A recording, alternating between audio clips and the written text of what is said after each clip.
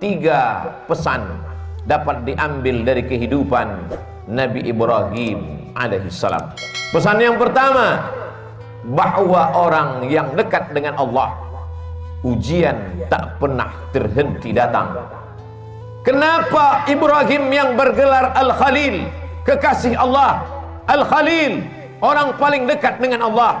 Al-Khalil, orang yang disayang Allah. Ngapa ujiannya datang silih berganti? Ujian pertama datang dari seorang ayah yang tidak menyembah Allah. Ya abati, wahai ayahku, mengapa kau jadikan berhala sebagai Tuhan? Apa jawab Azar, ayah Ibrahim? La illam tantahi, kalau kau tidak berhenti menceramahi aku, kalau kau tidak berhenti mendakwahi aku, la arjumannaka, akan ku lempar kau pakai batu sampai mati. Wahjurni maliya, tinggalkan aku untuk selamanya. Tak ada ujian yang paling berat selain berhadapan dengan ayah kandung yang musyrik mempersekutukan Allah. Kasarkah Ibrahim? Tidak. Apa jawab Nabi Ibrahim? Sa'astaghfirulaka rabbi, aku tetap akan memintakan ampun kepada Allah atas dosa-dosamu, hai ayahku. Innahu kana bihafiya, Allah itu sayang kepadaku, Allah itu cinta kepadaku, aku akan memintakan ampunannya untukmu. Ini adalah pelajaran bahwa ujian akan datang silih berganti. Ada sebagian orang yang beranggapan kalau dia sudah taubat, kalau dia sudah hijrah, maka hidupnya akan tenang, senang, kenyang, lenang, tak lagi ada ujian. Salah. Hijrah bukan berarti tanpa ujian. Hijrah bukan berarti hidup akan senang, tenang dan kenyang. Hijrah membuat kita lebih kuat kepada Allah.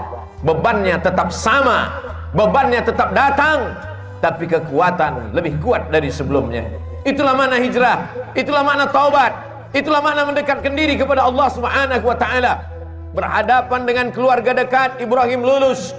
Berhadapan dengan musuh-musuh Allah, ketika mereka berdebat dengan otak, Ibrahim menang. Apa kata Ibrahim alaihissalam? Yang membunuh berhala-berhala kalian, yang memecahkan dan menghancurkan patung-patung ini adalah patung yang paling besar. Nabi Ibrahim sedang mengajak mereka untuk berdebat. Gunakan akal kalian. Selama ini kalian menyembah patung, selama ini kalian menyembah berhala. Hari ini berhala-berhala itu hancur. Kalau kalian mau tahu siapa yang menghancurkannya, fas'aluhu in kanu yantiqun. Tanya berhala yang besar ini, tanya berhala yang besar. Digantungkan Nabi Ibrahim kampak di leher berhala itu. Biasanya orang kalau sudah kalah berdebat, kalah otak, dia akan main otot, dia akan main kekuasaan, dia akan main jabatan.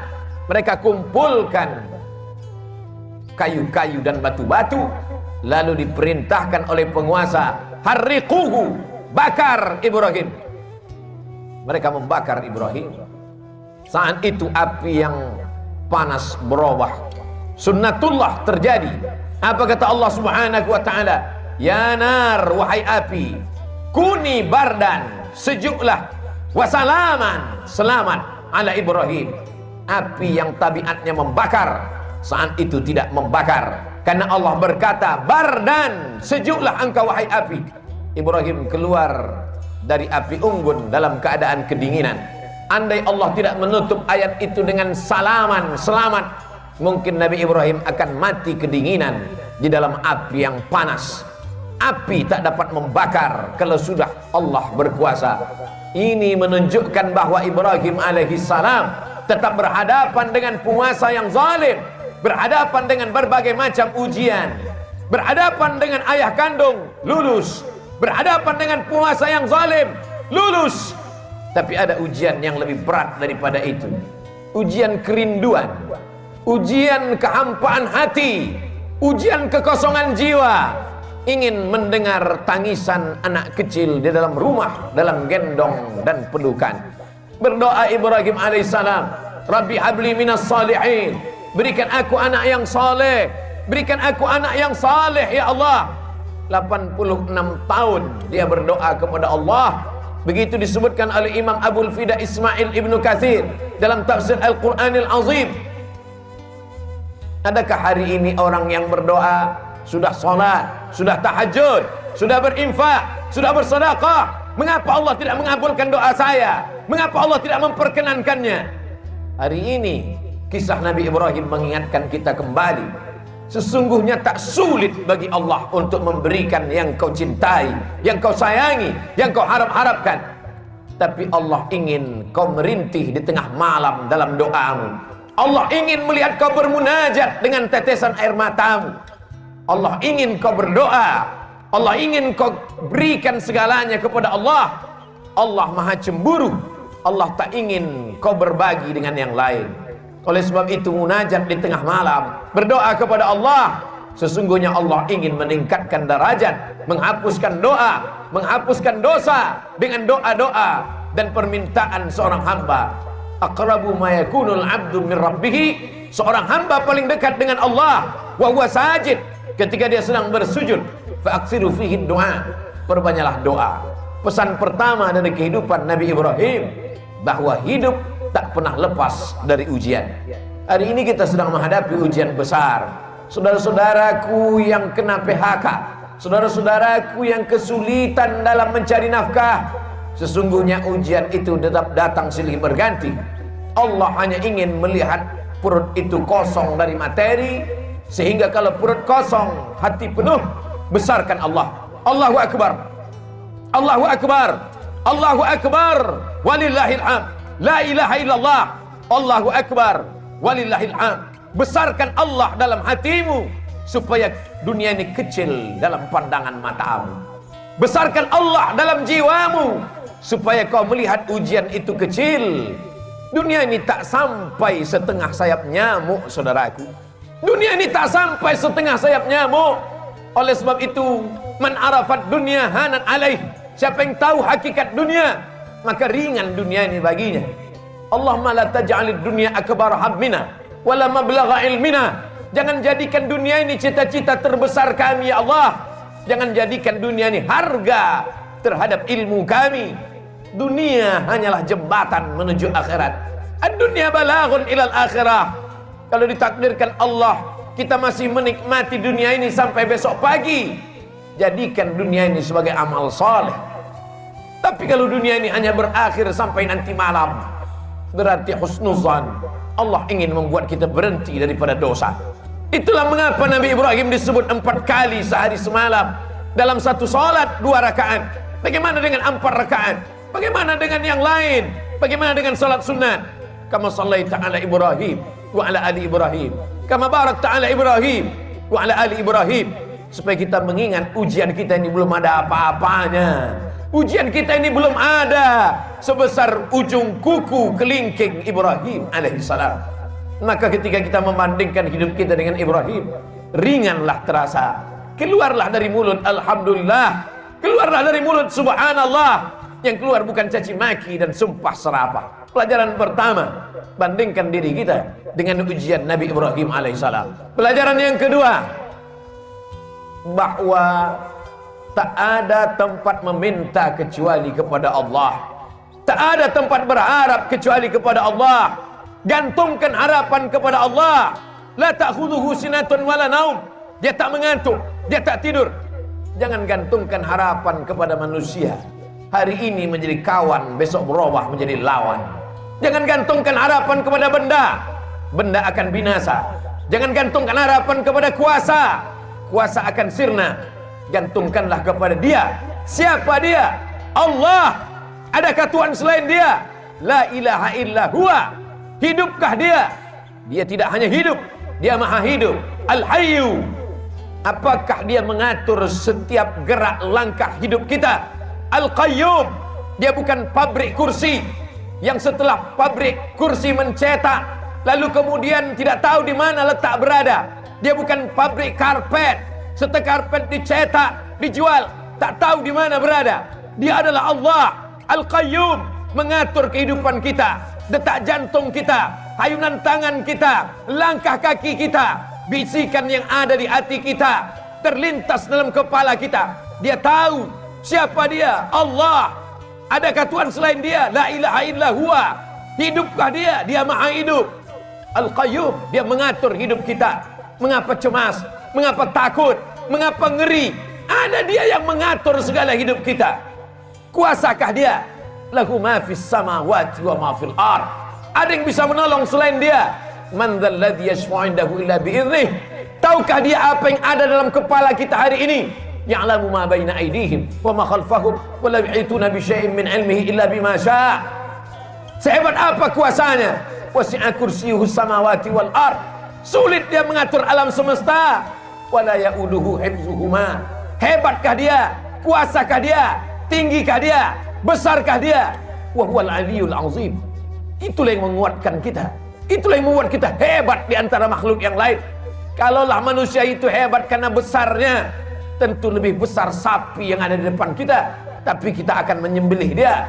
Kalaulah manusia itu hebat karena suaranya, tentulah onta lebih besar suaranya, tapi pagi ini onta disembelih. Kita hebat karena kita membesarkan Allah. Kita hebat karena dibesarkan oleh Allah. Allahu Akbar, Allahu Akbar, Allahu Akbar. La ilaha illallah wallahu akbar. Allahu Akbar walillahil hamd. Dunia tanpa Allah terasa kecil. Itu yang dirasakan oleh Sayyidina Abu Bakar Siddiq. Kita berada di dalam Jabal Sur, saat bersembunyi akan pindah ke kota Al-Madinah Al-Munawwarah. Datang orang kafir Quraisy menyerbu. Mereka akan membunuhnya. Bergetar tangan Sayyidina Abu Bakar. Tapi Nabi tahu. Apa kata Nabi? La tahzan, jangan sedih. La tahzan, jangan takut. La tahzan, jangan cemas. Innallaha ma'ana. Allah bersama kita. Yakin Allah bersamamu, maka kau terasa besar di hadapan makhluk-makhluk yang lain. Kau bukan apa-apa. Kau hanyalah setumpuk daging busuk yang akan dimakan cacing tanah. Tapi ketika kau besarkan Allah, maka kau ikut menjadi besar. Ketika kau berkata ya Rab, saat itu kau yakin Allah menjagamu. Ketika keluar dari mulutmu ya Rab, saat itu kau yakin Allah memberimu rezeki. Wa ma min dabbatin fil ardi illa 'ala Allah rizquha. Tak ada satupun yang melata di atas muka bumi ini kecuali Allah menjamin rezekinya. Mengapa orang korupsi? Karena takut anak tidak makan. Mengapa orang menjadi nepotisme? Mengapa orang menghalalkan segala cara? Karena takut tidak makan. Orang yang hanya memikirkan perut, maka hakikat dirinya tak jauh lebih kecil daripada yang keluar dari perut.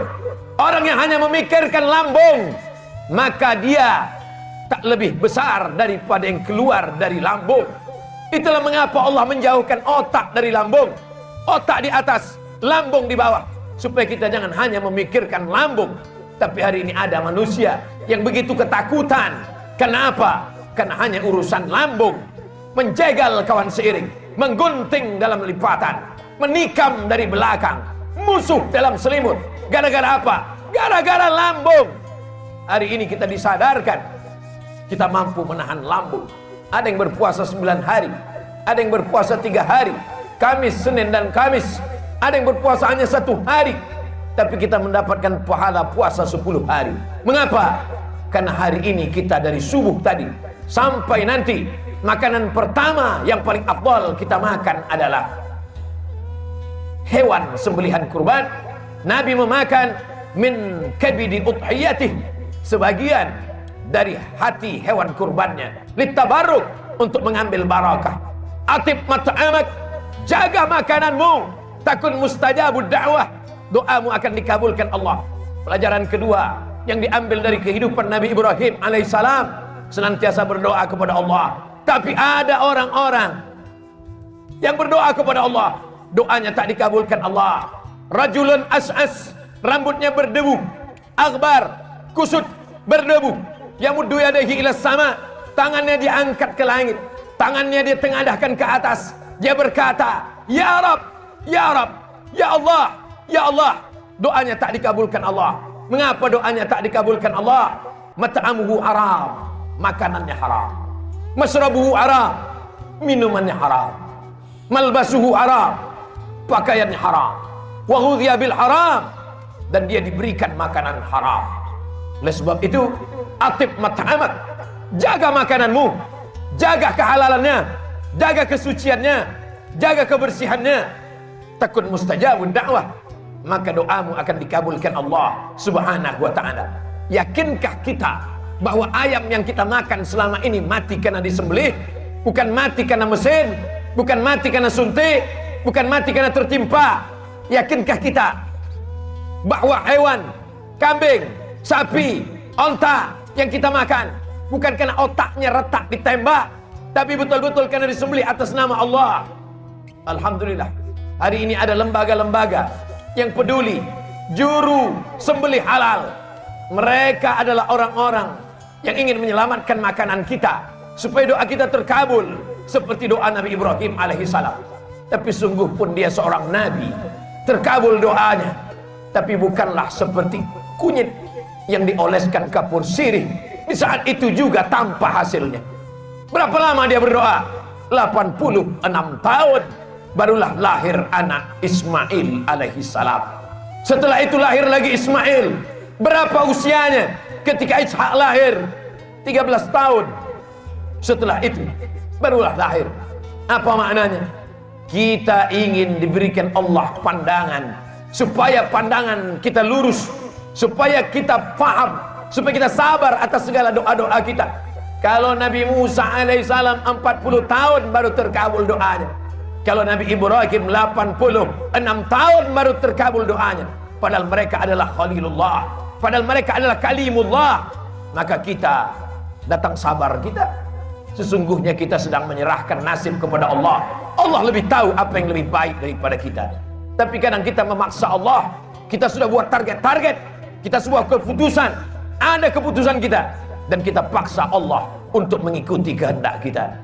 Allahu Akbar, Allah Maha Besar, kita kecil. Allahu Akbar, Allah Maha Hebat, kita tak ada apa-apanya. Robah pandangan kita, berikanlah yang terbaik untukku menurut pandangan Engkau ya Allah. Bukan aku paksa Engkau mengikut kehendakku, karena Engkau saja yang besar, yang lain kecil ya Allah. Pelajaran yang terakhir, yang ketiga, puncak daripada cinta adalah ketika sanggup berbagi. Puncak cinta bukan memiliki, puncak cinta bukan menguasai, puncak cinta ketika sanggup berbagi. Itu ditampakkan dalam kehidupan Nabi Ibrahim alaihissalam. Setelah anak itu lahir, itulah puncak cinta, keinginan untuk memiliki untuk selamanya. Tapi Allah berkata lain. Ya bunayya, wahai anakku, inni ara fil manam, kulihat dalam mimpiku, anni azbahuka, aku sembelih lehermu, fanzur madza tara, apa pendapatmu hai anakku? Dan ternyata anak pun sama berfikirnya. Puncak dari cinta kepada ayah adalah saat sanggup berbagi kepada Allah. Apa kata sang anak? Ya abati, wahai ayahanda, if'al ma tu'mar, laksanakan perintah Allah, satajiduni insyaallah minas sabirin. Insyaallah aku sabar ayah. Bertemu seorang ayah yang soleh dengan anak yang soleh. Jangan pernah bermimpi mendapatkan anak yang soleh kalau tidak dari ayah yang soleh. Soleh dalam berfikir, soleh dalam beramal, soleh dalam mencari nafkah. Hari ini godaan anak-anak kita luar biasa. Adakah yang sanggup menjamin anaknya 24 jam dari game online, dari PlayStation, dari internet? Benteng terakhir pertahanan anak-anak kita adalah Islamic boarding school, pondok pesantren. Kirimkan dia jauh, sebagaimana Ibrahim alaihissalam mengirimkan Ismail alaihissalam. Di mana dikirimkannya? Askantu min dzurriyyati, kutinggalkan anakku fi wadin ghairi dzi zar'in, di sebuah lembah sunyi, sepi, tak ada tanaman, inda baitikal muharram, di samping rumahmu yang suci ya Allah. Signal sayang kepada anak, dekatkan dia dengan Allah. Sayang kepada anak, jauhkan dia dari materi, bukan karena benci. Hari ini ada orang yang salah dalam sayang, disumbat mulut anak, ditunjukkan segala kecintaan dengan memenuhi segala kemauan. Bukan itu. Cinta puncaknya adalah mampu berbagi, sebagaimana Ibrahim alaihissalam mampu membagi anaknya. Siapa yang cinta kepada Allah, maka dia bagikan kepada Allah. Siapa yang cinta kepada makhluk, maka habis untuk makhluk. Makhluk itu mati, semuanya berakhir. Tapi cinta kepada Allah, itulah yang kekal abadi. Hari ini orang sa'i antara Safa dan Marwah. Perbuatan siapa itu? Perbuatan Hajar, istri Ibrahim. Hari ini orang minum air Zam-Zam. Bekas siapa itu? Tumen kaki Ismail, anak Ibrahim. Idul Adha, menyembelih hewan kurban. Sejarah siapa itu? Sejarah penyembelihan Ismail, anak Ibrahim. Sesungguhnya yang dibagi kepada Allah, yang ikhlas berbagi karena Allah, itulah yang akan kekal abadi sepanjang zaman. Tak akan lapuk kena hujan, tak akan goyah angin kencang. Sebab apa? Sebab Allah yang mengekalkannya hingga hari kiamat. Serahkan kepada Allah, dia akan besar. Bagikan kepada Allah, dia akan kekal abadi. Ma'akalta fa'afnaita, kalau kau habiskan untuk makan, dia akan busuk. Wa malabista, kau habiskan untuk pakaian, dia akan lapuk. Wa matasaddaqta, yang kau sedekahkan untuk Allah, itulah yang akan kekal abadi. In tansurullah, kalau kau tolong agama Allah, yang surkum, yang kau cari selama ini, pergi pagi pulang petang, habis waktu, tinggal sholat, tergadai agama dan akidah, hanya sampai ke tenggorokan. Setelah itu pun kau akan mati. Harta warisan dibagi-bagi, tak tersisa untuk diri, semua hanya akan dibawa menghadap Ilahi. Akan kembali ke rumah. Yarji'usnani, anak, menantu, sahabat, buah hati belayan jiwa, akan kembali ke rumah. Mereka akan menangis 2-3 hari. Selepas itu mereka akan tertawa. Mereka akan melupakan kita. Kerja, kalau kau hari ini jabat tinggi, punya kekuasaan hebat, dia akan digantikan oleh orang lain. Belum kau mati, mereka sudah siap untuk menggantikannya. Wa yabqa wahidun, yang tinggal hanya satu. Apa dia? Wakaf, infak, sedekah. Bila kau punya yang lebih besar, berikan wakaf. Tidak lebih besar, berikan infak. Tidak lebih besar, berikan sedekah. Allah Maha Adil. Kalau kau hebat, berikan wakaf. Kalau kau kurang hebat, berikan infak. Kalau kau manusia biasa, berikan sedekah. Tabassumika fi wajhi akhika sedekah. Senyummu ke wajah saudaramu adalah sedekah. La tahqiranna minal ma'rufi syai'a. Jangan sepelekan perkara walaupun kecil. Antul qiya akhaka biwajhin talqin, hanya sekedar menghadapi orang dengan wajah yang cerah. Itulah yang akan dikenang orang sepanjang zaman. Dari abad berabad, dari zaman berzaman, tak akan dilupakan orang. Masih ingat orang dengan senyummu. Saat kau mati dimakan cacing tanah, masih didoakannya. Masih didoakannya saat dia lewat di makammu. Masih sempat mulutnya berkata, Assalamualaikum ya ahlal diyar minal mu'minin, wa inna insyaallah bikum lahiqun. Yarhamullahul mustaqimin wal mustakhirin. Nas'alullah lana wa lakumul afiyah. Tapi kalau kau sombong, kalau kau angkuh, itu juga akan dikenang orang. Itu juga akan diingat oleh orang sepanjang zaman. Itulah orang yang sombong, itulah orang yang angkuh, itulah orang yang paling merasa tinggi hati. Oleh sebab itu, bukti kau rendah hati kepada Allah, berinfak, berwakaf dan bersedekah. Bukti kau rendah hati tawadhu kepada manusia, berhadapanlah dengan orang dengan tatapan yang baik, dengan cakap yang baik, dengan perbuatan yang baik. Qaulun ma'rufun, perbuatan yang baik. Wa maghfiratun, pemberian maaf. Khairun, lebih baik. Min sadaqatin, daripada pemberian perbuatan baik. Yatsba'uha adha, tapi diiringi oleh perbuatan yang jelek.